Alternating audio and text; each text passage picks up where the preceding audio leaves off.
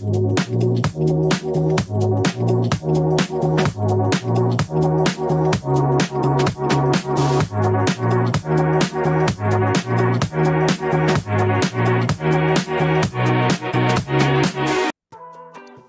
right, folks, welcome to the hot seat. Tonight, I'm your host, Shaniel Brown, and with me as co-host is Brian Johnson. Joining us on the panel to discuss the WorldCom scandal are Joshua Boyd, Adia Davis, Alias Spence, and Tristain Wilson. Tonight, we're diving into the WorldCom scandal, a story of massive fraud. We'll explore the key failures that led to this, and importantly, ask if the lessons learned can help us build a stronger, more accountable business sector in Jamaica. The WorldCom scandal, a landmark event in the early 2000s, exposed a massive accounting fraud that brought one of the country's largest companies to its knees. Its growth began in the early 1980s, where Bernie Ebbers moved the headquarters to Clinton, Mississippi. By 1997, WorldCom had emerged as a major player in the telecom industry. In 1997, Cynthia Cooper was promoted to the Vice President of Internal Audit. However, the company's culture under CEO Bernie Ebbers minimized the importance of internal controls. The fraud, motivated by figures like CFO Scott Sullivan, involved the improper capitalization of network lease expenses. Instead of expensing them, they were treated as assets, manipulating the company's financial statements. According to reports, Internal Audit did not know about the manipulations until March 2002.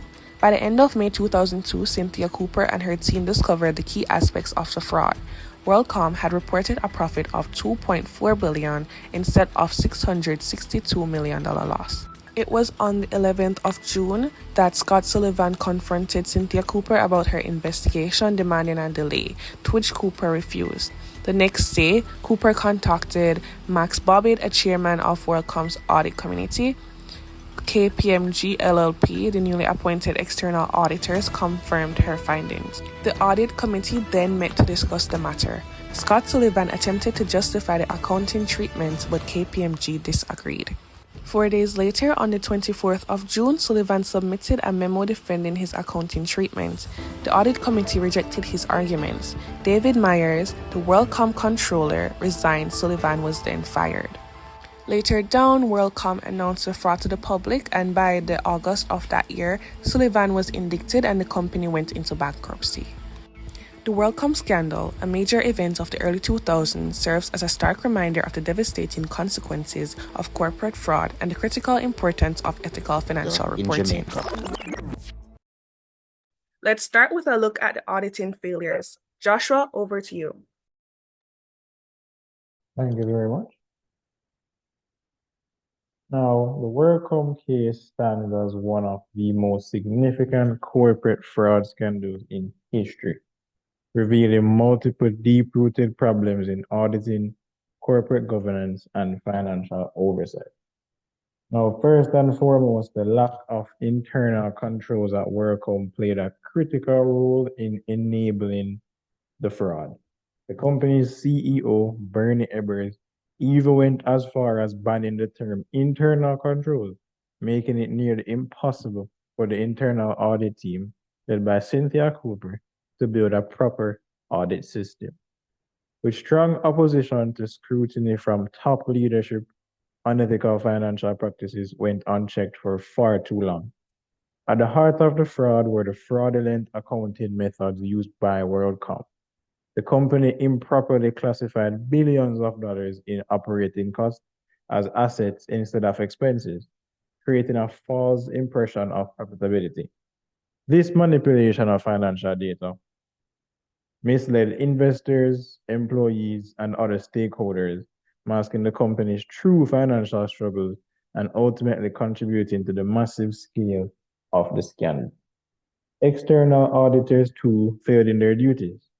Arthur Anderson, WorldCom's external auditors, ignored red flags and failed to investigate concerns raised by Cynthia Cooper and her team. Their lack of action allowed the fraud to continue unchecked, demonstrating a disturbing lack of professionalism and accountability in the auditing process. Even more troubling was the active role of top management in concealing the fraud.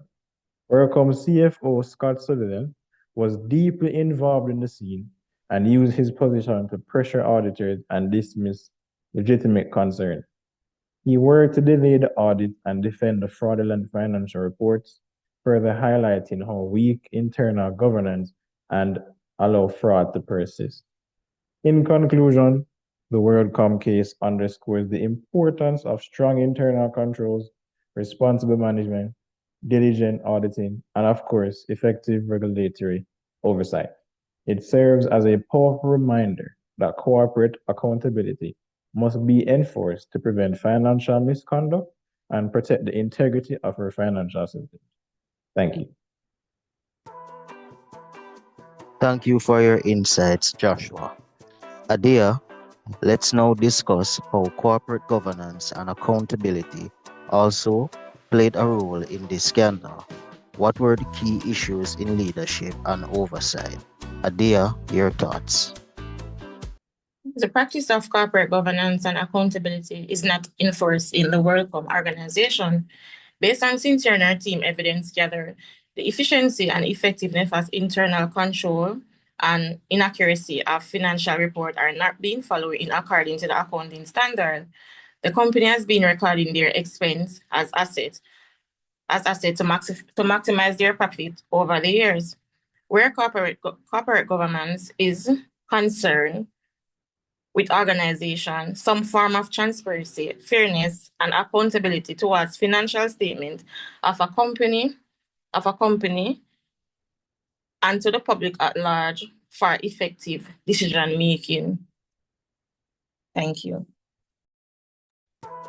Thank you, Edia. Now we turn to the brave whistleblowers who exposed this fraud. Aliyah?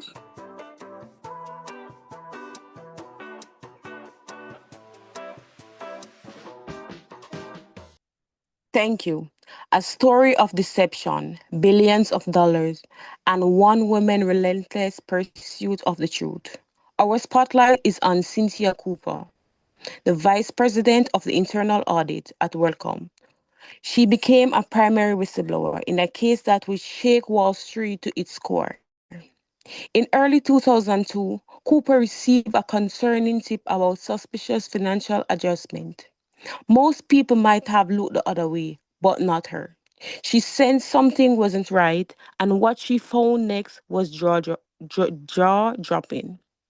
Along with her dedicated audit team, including key member Gene Morris, Cooper discovered that WorldCom had fraudulently classified over 11 billion in routine operating expenses as capital expenditures. This wasn't just a small mistake, it was deliberate. It was a deliberate accounting manipulation to fake profits and mislead investors. What's even more shocking is the resistance she faced from executive, including CFO Scott Civilian, who tried to shut her down and pressure her into silence. But Cooper didn't back off.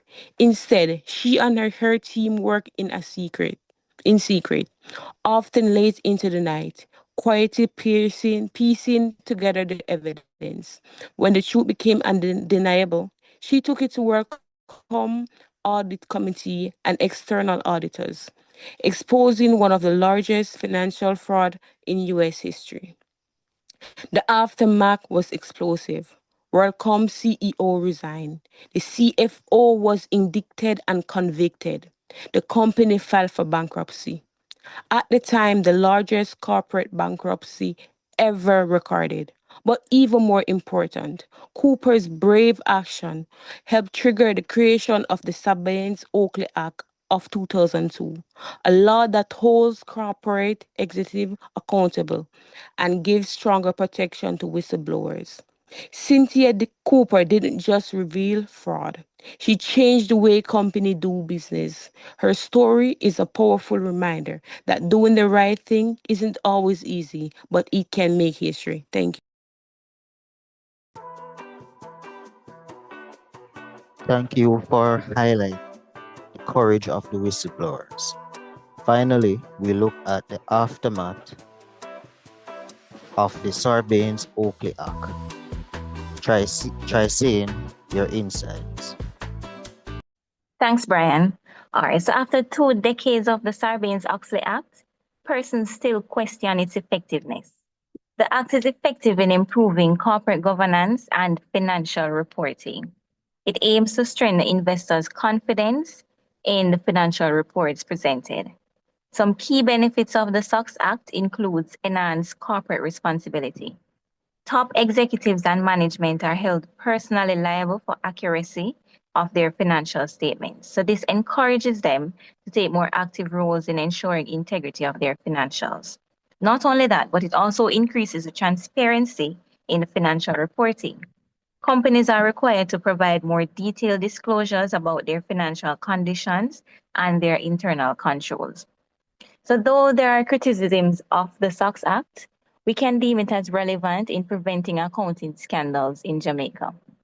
This is so as the concepts and principles of the Act are universally applicable and they're effective in contributing to the provision of more accurate and reliable information. As per the Act, financial statements must be audited by an independent auditor. What this does is it minimizes risks of unethical acts such as conflict of interest, and this ensures financial statements are audited fairly, and it promotes the credibility of the auditor's report. The Act also promotes improved internal controls and strengthen corporate governance.